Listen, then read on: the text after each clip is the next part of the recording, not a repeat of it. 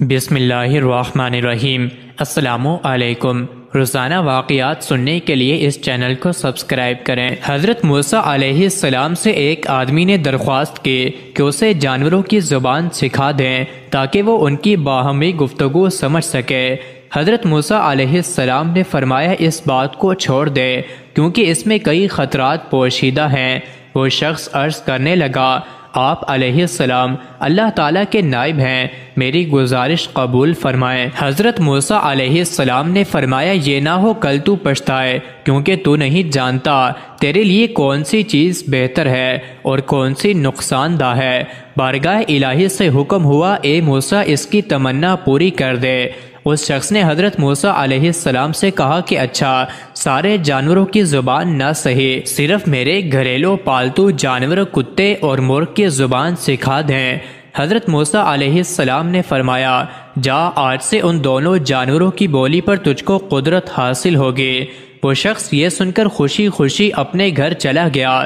صبح ہوئی تو خادمہ نے دسترخوان جھاڑا، اس میں سے رات کا بچا ہوا روٹی کا ٹکڑا زمین پر گرا۔ مرغا وہ ٹکڑا اٹھا کر لے گیا۔ ادھر یہ شخص سن رہا تھا۔ کتے نے مرغے سے کہا، اے دوست، تو دانہ تنکا کھا کر بھی اپنا پیٹ بھر لے گا، اگر روٹی کا ٹکڑا مجھے دے دے تو میرا گزر بسر چل جائے گا۔ مرغ نے کہا، میاں صبر کرو، خدا تجھے بھی دے گا، کل ہمارے مالک کا گھوڑا مر جائے گا، تم پیٹ بھر کر کھائیو۔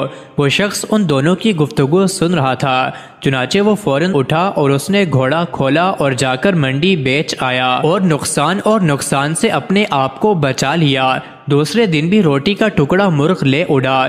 کتے نے غصے میں آ کر مرغ سے کہا، اے فریبی، یہ دروغ گوئی کب تک چلے گی؟ تو جھوٹا ہے، ارے اندھے نجومی، تو سچائی سے محروم ہے۔ مرغ نے جواب دیا، وہ گھوڑا دوسری جگہ مر گیا، مالک نے نقصان سے بچنے کے لیے گھوڑا بیچ دیا تھا، فکر نہ کر، کل اس کا اونٹ مر جائے گا اور تو خوب پیٹ بھر کر کھانا۔ یہ سن کر مالک اٹھا اور اونٹ بھی بیچ آیا۔ اس طرح اس نے اس کے مرنے کے غم اور نقصان سے اپنی جان بچا لی۔ تیسرے دن بھی ایسا ہی واقعہ پیش آیا تو کتے نے مرغ سے کہا، ارے کمبخت، تو جھوٹوں کا بادشاہ ہے، آخر کب تک تو مجھے فریب دے گا؟ مرغ نے کہا، بھائی، اس میں میرا کوئی قصور نہیں، مالک نے اونٹ بیچ دیا اور اپنے آپ کو نقصان سے بچا لیا۔ مرغ نے کتے کو تسلی دیتے ہوئے کہا، فکر نہ کر، کل اس کا خچر مر جائے گا، اسے صرف کتے ہی کھا سکتے ہیں، تم بھی جی بھر کے کھانا۔ مالک نے جب یہ سنا تو اس نے خچر بھی فروخت کر دیا۔ مالک اپنی ہوشیاری پر بے حد خوش تھا کہ وہ یکے بار دیگرے 3 حادثوں سے بچ گیا اور کہنے لگا، جب سے میں نے مرغ اور کتے کی زبان سیکھی ہے، قضاء و قدر کا رخ پھیر دیا ہے، یعنی اپنی تقدیر پھیر ڈالی۔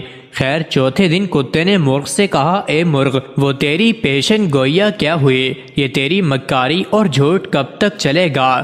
مرغ نے کہا، توبہ توبہ، یہ ناممکن ہے کہ میں یا میرا کوئی ہم جنس جھوٹ بولے، ہماری قوم تو مؤذن کی طرح راست گو ہے، ہم اگر غلطی سے بے وقت اذان دے بیٹھیں تو مارے جائیں۔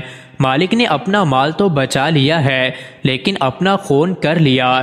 ایک نقصان 100 نقصانات کو دفع کرتا ہے۔ جسم اور مال کا نقصان جان کا صدقہ بن جاتا ہے۔ بادشاہوں کی عدالت سے سزا ملے تو مال کا جرمانہ ادا کر کے جان بچ جاتی ہے، لیکن قضاء الہی سے بے خبر ہوتے ہوئے بھی جو آدمی اپنا مال بچاتا ہے وہ محض نادان ہے۔ اگر وہی مال اس پر سے صدقہ ہو جاتا تو اس سے بلا ٹل جاتی۔ اب کل یقیناً مالک خود مر جائے گا، اس کے وارث اس کی وفات پر گائیں ذبح کریں گے، بس پھر تمہارے وارے نیارے ہیں۔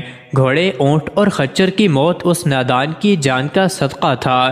وہ مال کے نقصان سے تو بچ گیا لیکن اپنی جان گنوا بیٹھا۔ مالک مرغے کی باتیں نہایت غور سے سن رہا تھا۔ جب اس نے اپنی موت کی پیشن گوئیاں سنی تو مارے خوف کے تھر تھر کانپنے لگا، گرتا پڑتا حضرت موسیٰ علیہ السلام کی بارگاہ میں حاضر ہوا اور روتے ہوئے عرض کیا کہ خدا کے پیغمبر، میری دستگیری فرمائیے۔ حضرت موسیٰ علیہ السلام نے سن کر فرمایا کہ میں نے تجھے کہا تھا اس ہوس کو چھوڑ دے، اس میں کئی خطرات پوشیدہ ہیں، مگر تو نہ مانا۔ اے عزیز، اب تیرا کمان نکل چکا ہے، میں تیرے لیے ایمان کی سلامتی کی دعا کر سکتا ہوں۔ یہ سن کر اس نوجوان کی طبیعت دفعتاً بگڑ گئی اور وہ قے کرنے لگا۔ یہ اس کی موت کی علامت تھی۔ اس کو گھر لے جایا گیا، گھر پہنچتے ہی وہ مر گیا۔ مزید ایسی ہی ویڈیوز کے لیے چینل کو ضرور سبسکرائب کریں۔